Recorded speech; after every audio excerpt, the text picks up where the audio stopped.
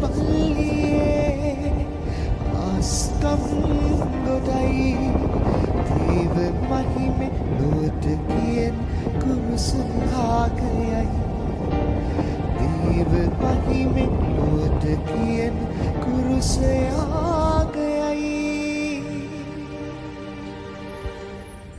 කුරුස පල්ලිය කියන්නේ වර්තමානයේ අපේ මව්බිම තුල ජාති කුල ආගම් ભેද නොසලකා මිනිස්සු එකතු වෙන හරි පුදුමාකාර තැනක්. ඒ ජනතාව දකිනකොට මට මතක් වෙන්නේ ශුද්ධ බයිබලයේ තියෙන මෙන්න මේ පාඨය. කුරුසියේ පණිවුඩය විනාශ වන අයට විකාර දෙඩුමකි. එහෙත් විමුක්තිය ලබන අපට එය දෙවියන් වහන්සේගේ බලය වේ. දෙවියන් වහන්සේගේ බලය වේ. ඉතින් අද රූප රචනය හරහා මම සූදානම් වෙන්නේ සෑම දිනකම ජන ගංගාවක් එකතු වෙන මේ අපූරු සිද්ධාස්ථානය සම්බන්ධ ඉතිහාස කතාව ඔයාලට අරගෙන එන්න. මම පෞද්ගලිකව විශ්වාස කරනවා මේ ඓතිහාසික කතාව හරහා ඔයාගේ විශ්වාසය තව තවත් ශක්තිමත් වෙයි කියලා. කතෝලික දහම ශ්‍රී ලංකාව තුළ ව්‍යාප්ත වන මුල් කාලයේ සිටම දෙව්මැදුරට යාබදව සුසාන භූමියක් පිහිටුවා. ඒ ආසිරි ගැන්වීම සභාවේ සිරිතක් විදියට පැවතුණා. මාරවිල දෙව්මැදුර කැපකර වසර 2ක් පමණ ගතවීමත් සමගම දෙව්මැදුරට ආසන්නයේ සුසාන භූමියක් සඳහා ඉඩමක් ලබාගෙන එවකට අගරාධගුරු අති උතුම් මැලිසන් හිමිපාණන්ගේ අවසරය මත ගරු කොන්ස්ටන් චුනවෙල් පියතුමා 1877 අප්‍රේල් මාස 15 වන දින වර්තමානයේ ශ්‍රී කුරුසියේ ජාතික සිද්ධාස්ථානයේ පිහිටි මාරවිල කතෝලික සුසාන භූමිය ආසිරි ගන්වනු ලැබුවා. මෙම සුසාන භූමිය පිහිටි ඉඩම සම්බන්ධයෙන් මාරවිල කිතුණුවන් අතර විවිධ ජනප්‍රවාදයන් මුල් බැසගෙන තියෙනවා. ඉතින් ඒ ජනප්‍රවාදයන් අනුව ප්‍රදේශයේ පුද්ගලයෙක් මෙම ඉඩමේ විවිධ එළවලු හා පළතුරු වගා කර තිබූ බවත් ජුසේවාස් පියතුමා යාපනයේ සිට කම්මල දක්වා පාගමනයෙන් යෙදුණු චාරිකාවේ අතරමඟදී උන්වහන්සේ මෙම භූමියේ ගිමන් වූ බවත් මෙහිදී ආහාර ලබාගත් බවත් ජනප්‍රවාදයේ සඳහන් වෙනවා. ඒ වගේම හලාවත පදිවි ලේඛනාගාරවල සටහන් අනුව 1909 සිට 1924 දක්වා නිර්මල මරිය නිකායික පියතුමෙක් වන ගරු ෆර්ඩිනන්ඩ් පියතුමා අවුරුදු 15ක කාලයක් මාරවිල මීසමේ සේවය කර ඇති අතර එම කාලයේදී දේශීය පූජකයන් නොමැති නිසා විදේශීය පියතුමන්ලා රාශියක් මෙරටට ගෙන්වාගෙන විශාල සේවයක් මෙම ප්‍රදේශයන්ට සිදු කර තිබෙනවා.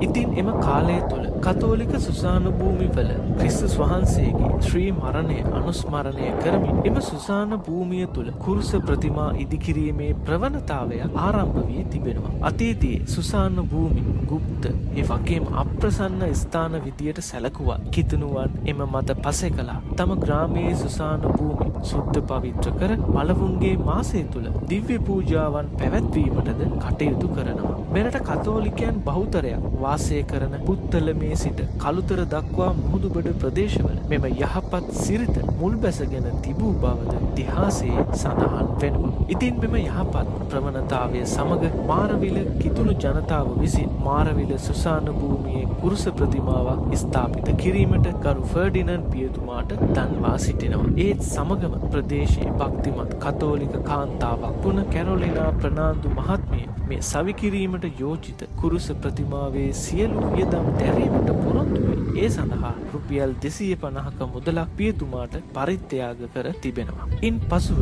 ගරු ෆර්ඩිනන්ඩ් පියතුමා ඉන්දියාවේ බැංගලෝර නුවර කුරුස ප්‍රතිමා නිර්මාණය කරන ස්ථානයකින් ඉතා අලංකාර ප්‍රතිමාවක් මෙරටට ගෙන්වීමට සියලු කටයුතු සූදානම් කර තිබෙනවා. ඉන් පසුව ඉන්දියාවේ සිට නැවුමගින් කොළඹ වරායට ප්‍රතිමාව රැගෙන වී කොළඹ සිට නාත්තන්ඩිය දක්වා දුම්රියෙන් මෙම කුරුස ප්‍රතිමාව ප්‍රවාහනය කර තිබෙනවා.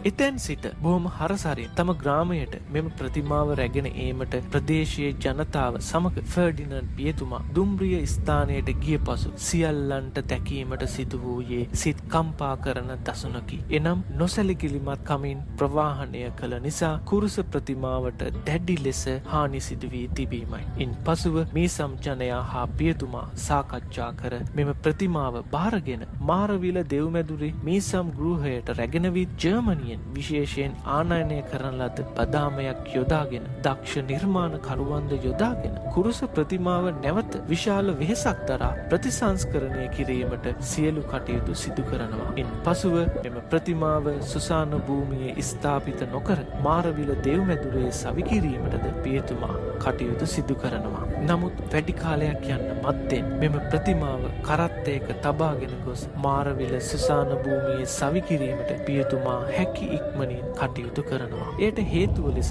ජනප්‍රවාදයේ සඳහන් වෙන්නේ ප්‍රතිමාව සුසාන භූමියේ සවිකරන ලෙස දින කීපයක්ම සිහිනයෙන් යම් පුද්ගලයෙකු පියතුමාට දන්වා සිටි බවත් සඳහන් වෙනවා. ඉතින් කාලය ගෙවී යනවත් සමගම ගරු ෆර්ඩිනන්ඩ් පියතුමා මාරවිල මීසවෙන් සමුගත් අතර ජනතාවටද සුසාන භූමියේ කුරුස ප්‍රතිමාව පිළිබඳ තිබූ අවධානය ක්‍රමයෙන් අඩුවිය.